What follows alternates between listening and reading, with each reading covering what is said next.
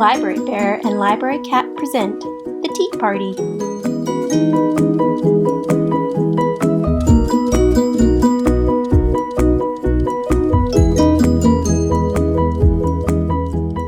One day in early spring, Library Bear was hard at work at his evaporator, making maple syrup.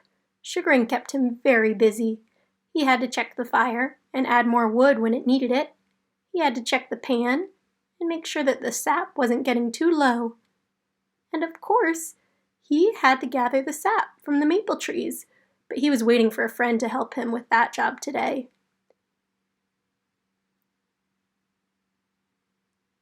And look, here she is now.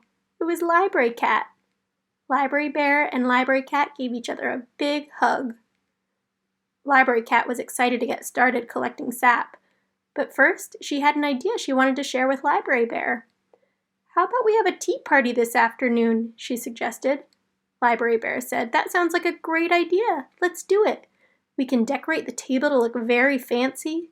But right now it's time for us to gather some sap. Let's go." Library Bear went and grabbed his bucket, and they were ready to go. So off they went.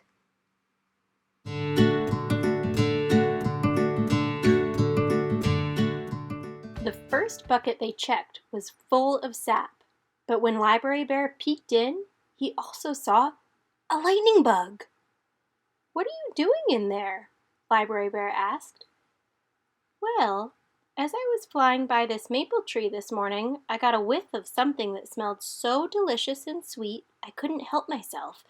I peeked my head in, but then I slipped and fell. My wings got so wet I couldn't get out, and now I'm stuck in this bucket of sap." "I'm terribly sorry," said Library Bear. "This is my bucket of sap. Let me help you," he said, and he scooped up the lightning bug in his paw and carried her to a nice spot where she could dry her wings. "I feel terrible that you fell in my sap bucket. I would love to make it up to you. How would you like to come to a tea party tonight?" "Oh, that sounds delightful. I would love to come. Once my wings are dry, I'll fly over to your house and have some tea." "Great," said Library Bear. "I'll see you then."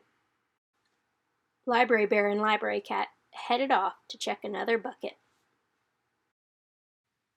Thank goodness there weren't any lightning bugs in this bucket, but what's this? A moth! All sorts of critters have been getting stuck in my sap buckets today. "Let me help you," said Library Bear.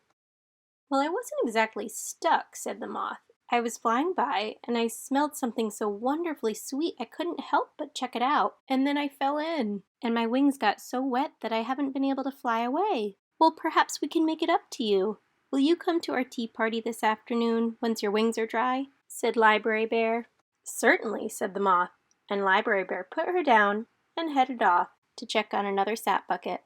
But just then he realized, where was Library Cat? "Library Cat, Library Cat, where are you?" No answer. Maybe she just went ahead, thought Library Bear. So off he went. He was still looking for her high and low when suddenly he heard a meow. "Help, I'm stuck." Can you believe it? Library Cat had gotten herself stuck in a sap bucket too. "Silly Library Cat, how did you get in here?" asked Library Bear. "Well," she said, "after we met that firefly and that moth who both wanted a taste of the sap, I just wanted to know what all the fuss was about.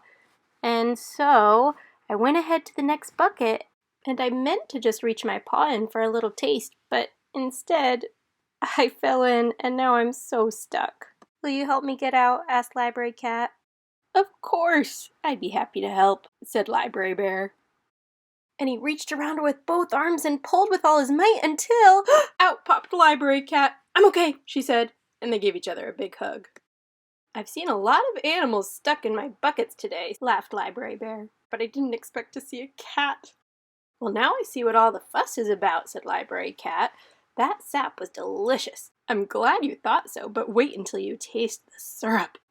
"That's right, we can have some at our tea party this afternoon." "Great, let's go."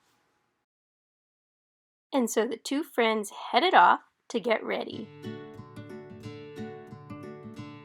Library Bear went to finish tending his syrup, while Library Cat prepared for the tea party. When Library Bear was all done, he went to help his friend.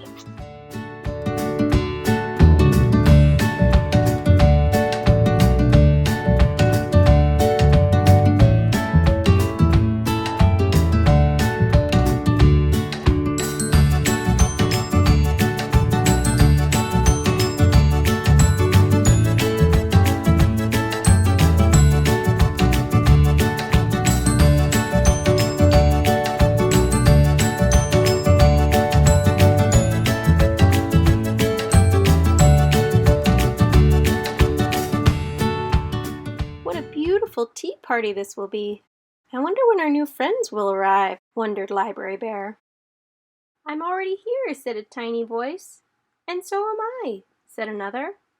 Oh, said Library Bear. We couldn't see you there. Should I pour you some tea? He asked. Thank you, said the moth. I like my tea a little sweet, though. Do you have anything? Do I? Said Library Bear, and out he brought the maple syrup. Hooray! Everyone cheered, and it was the most wonderful tea party.